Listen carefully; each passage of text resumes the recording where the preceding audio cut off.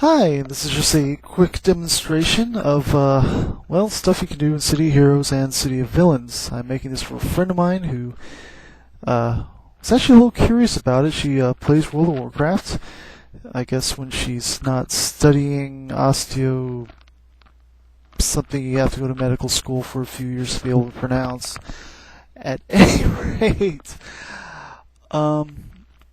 we were talking about just the different games, and this is what I like to play.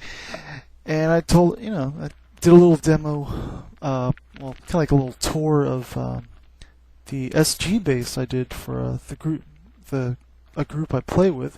She's like, "Oh, that's really cool. You can do stuff like this." Like, yeah. So what I did is I told her, I'll make a character for you. So I'll kind of make a recording of it for her. And that's what we're doing right here. We got that Pirates of the Caribbean movie coming out. I have not seen the first one or the second one yet. I'm sure I'll get around to it eventually. I might see this one simply because Chow Yun-Fat's supposed to be in it. And yeah, he's pretty freaking awesome, so I kind of have to go and see him now. Anyhow, so we're kind of going a little pirate motif here. This is actually one of the first things. This is like the second thing you do. The first thing you do is you get to choose what your character does and all that. That's great. I don't really care. This is actually the fun part for a lot of people. And basically, what you get to do is you get to choose whether male character, female character, and you got all these different body parts. You can choose. Is it going to be someone real big and strong, real buff looking, really small, tiny, big fat sumo wrestler, a little anorexic, whatever.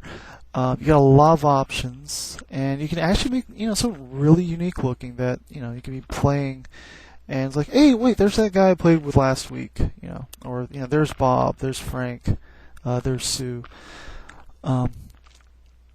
Which is actually one of the things I really like about this game, simply because there's so much opportunity for, I guess, a personal flavor to come out.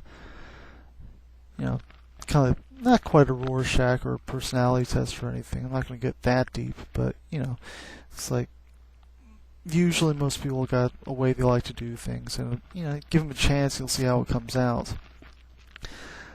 So we're just kind of doing I'm just kind of doing a real quick character here for her. Normally this is one of those things I actually go back and, okay, tweak this, tweak that, okay, kind of fuss around. I thought about okay, she plays a gnome mage. I'll try making one of those, and wait, I've got no idea what that looks like. Gnome, I guess, means, real short, but that's about it.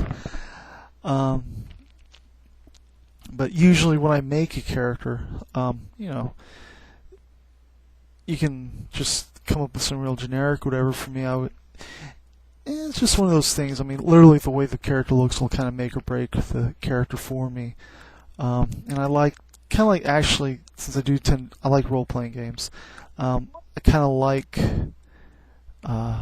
actually, do I have an idea behind the character or not? That usually what kind of dictates, how they look and stuff like that. That'll even dictate kind of what they can do in terms of their powers and stuff. Because I like that whole backstory kind of stuff. And we're just doing a real quick run through here. This is actually some of the stuff you'll first find going through the City of Villains tutorial. Did all that stuff because, quite frankly, it might be fun to play, but it's not terribly fun to watch. And that's character creation. Like I said earlier on, I did a little demo giving a tour of a base I made. And this is another, really the other really big customization, oh my gosh, you made that type thing this game has to offer. This is a base I made for a group called the Liberty Alliance, which I'm a very happy player with. Really fun guys to play with. We don't play that much. If we see each other online at the same time, it's actually somewhat of a slight miracle. But that's fine. This is actually a relatively casual, friendly game, in my opinion. You don't have to. Oh well, the game starts at 60. That's about 5 months worth of playing. Nah, I can't do that. It's like I'm gonna slack off. I'm a slacker player. And it's just, if you've ever played The Sims, it's kind of like that. If you've never played The Sims, well, don't. I've had more than a few friends who were somewhat addicted to it during college. But yeah, you kind of start off. When I was zoomed out, you saw that big grid. That's kind of like your work area. You earn this stuff called prestige. It lets you buy additional rooms. Everything in here, basically is stuff you can buy to decorate. Right now, what I'm doing is playing with lighting, so you can make the thing as dark and dingy as you want. You can give it weird shades. There's a lot of. It's like I don't know. It's kind of like a big sandbox, and you're just making your sand castle, I guess. That tree right there. That's the thing I placed in there.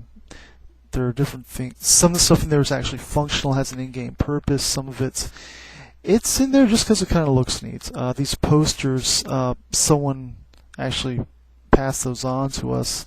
It's like, oh, cool. And all these things right here, basically the trophies, so to speak, those are, little rewards you get for playing a long time. But yeah, it's another chance to show off. So, and there you go. Quick and dirty show off.